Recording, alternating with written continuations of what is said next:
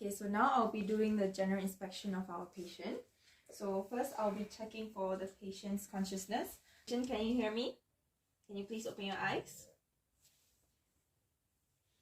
Okay, can you tell me what's your name?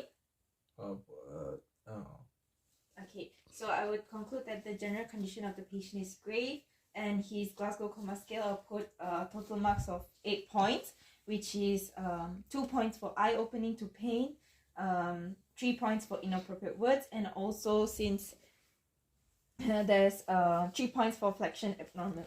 And in this position, patient has a passive posture of lying on a supine position. And next, I'll be checking for his skin turgor.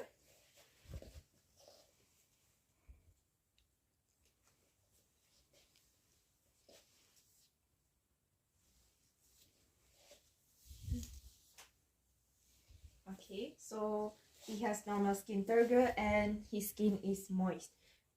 However, there's superficial bleeding on the skin of the local status, which is being covered by bandage. And next, I will check for the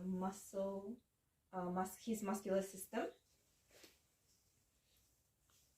Patient, do you feel pain?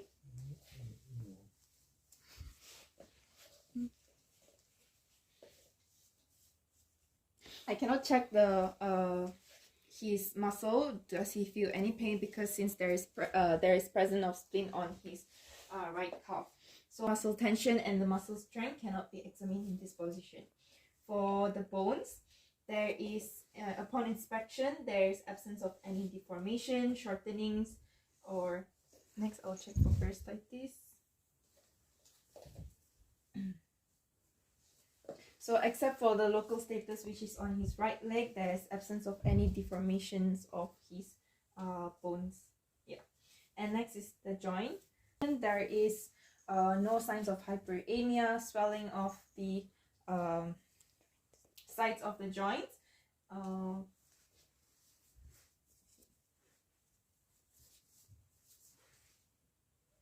Patient, do you feel pain? No. Patient, can you lift your left leg? Okay.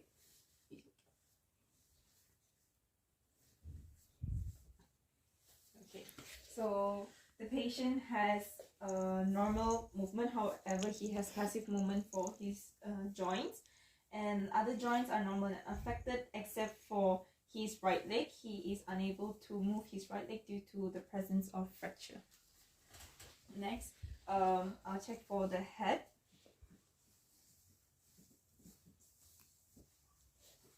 So the head is intact and without any deformations. Superficial abrasion of the wound is covered by the bandage. Okay. And next, his eyes, nose, and lips. They are all in normal configuration. There's no any pathological signs, and his nose participates during respiration. And I would say other elements of his body are not affected. And lastly is for the body temperature.